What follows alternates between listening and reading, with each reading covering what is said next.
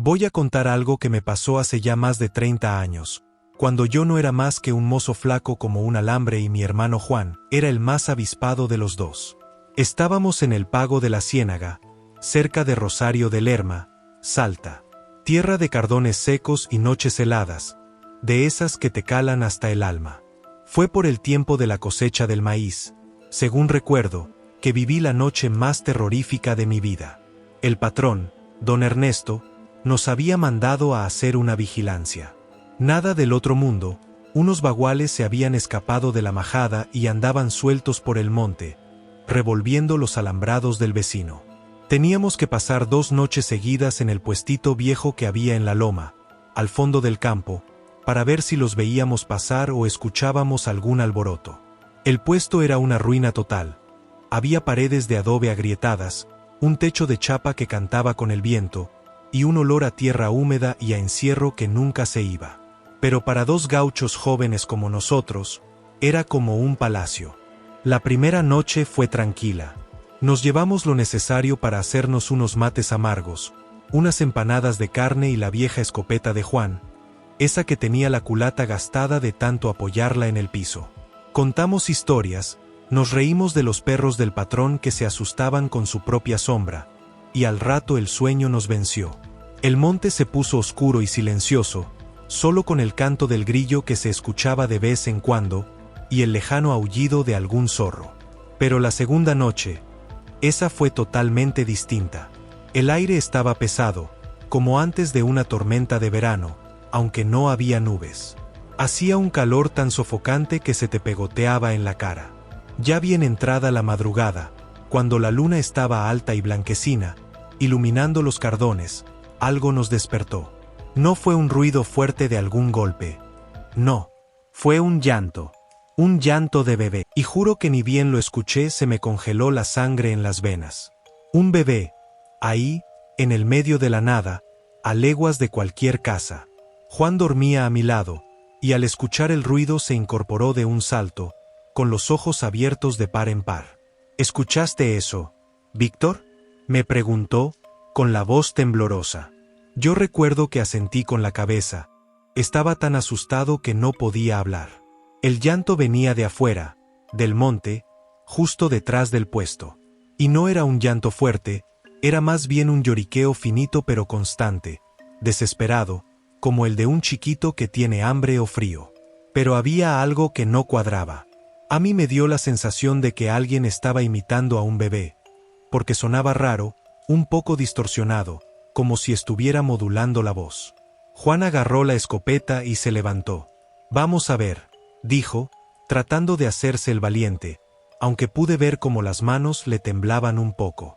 Entonces los dos salimos del puesto con cuidado, pisando despacio para no hacer ruido. La luna daba justo en el claro detrás de la ruina.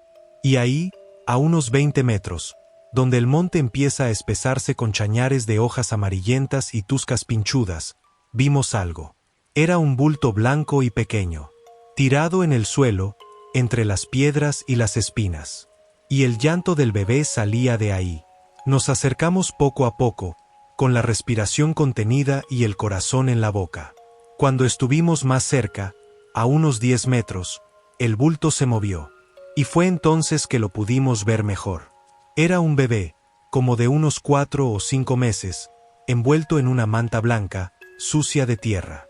Tenía la carita apuntando hacia nosotros, y aunque no alcanzábamos a ver bien los detalles, por la luz de la luna que creaba contrastes muy fuertes, sus bracitos se agitaban débilmente.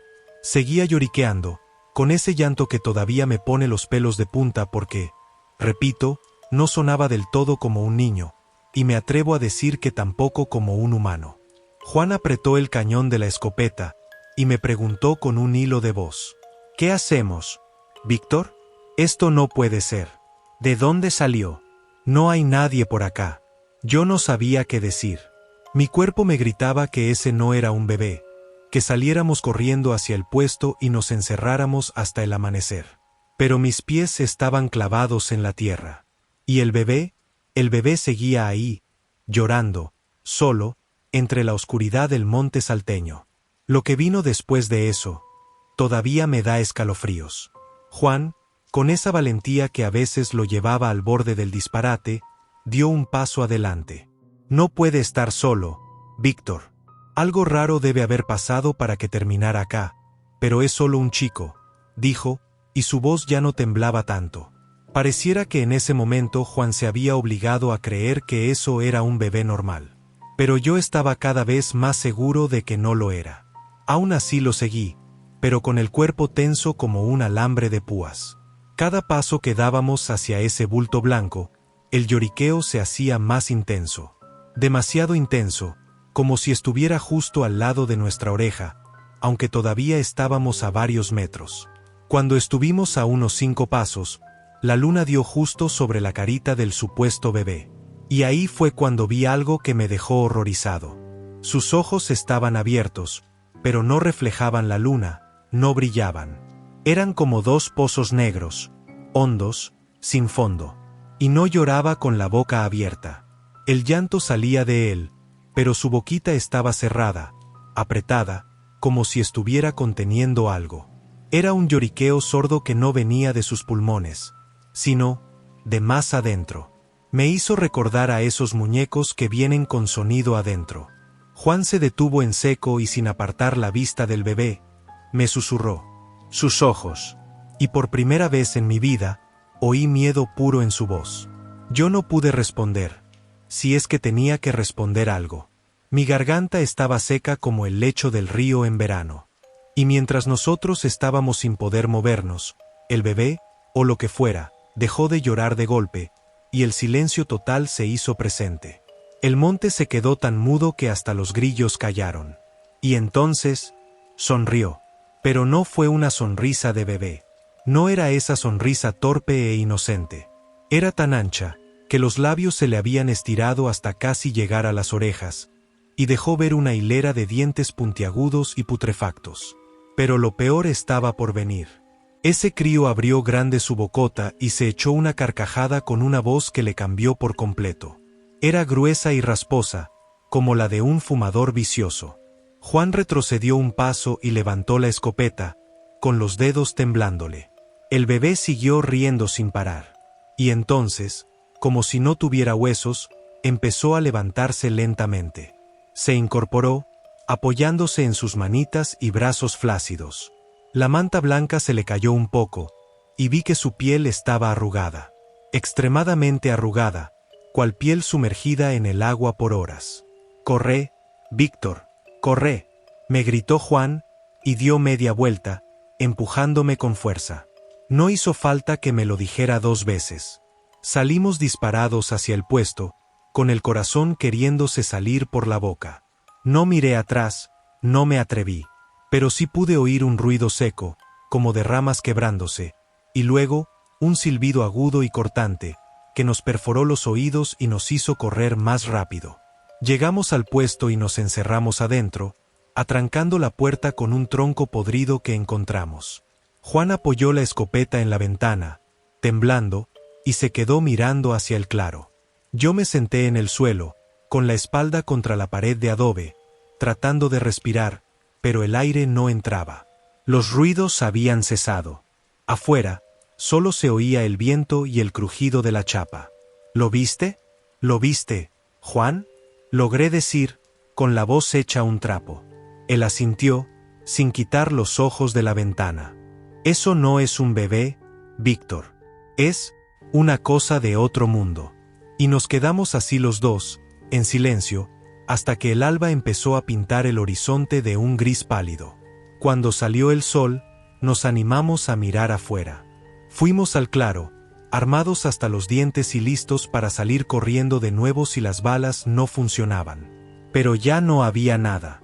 Ni rastros de pisadas en la tierra suelta, ni la manta blanca, ni el falso bebé. Como si nada hubiera pasado, como si esa noche de terror hubiera sido solo un mal sueño compartido. Pero Juan y yo sabemos la verdad. Algo nos había mirado con esas cuencas negras, nos había sonreído con esa boca llena de dientes afilados, y nos había silbado mientras corríamos. Y desde esa noche, nunca más volvimos a hacer vigilancia solos en el monte. Y cada vez que oíamos un bebé llorar en la distancia, aunque sea en medio del pueblo, nos mirábamos. Porque tal vez, solo tal vez, esa cosa sigue ahí, esperando a que otro par de boludos vayan a ver que llora entre la oscuridad. Tres chicos, encontrarse a un indefenso bebé en medio del monte debió haberlos dejado traumados. Bueno, es verdad que me faltó mencionar los dientes puntiagudos y los ojos negros y la carcajada.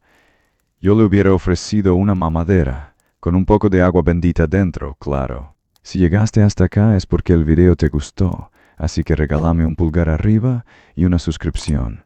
Así juntos podemos crear una comunidad muy activa. Sin más que decir, me retiro.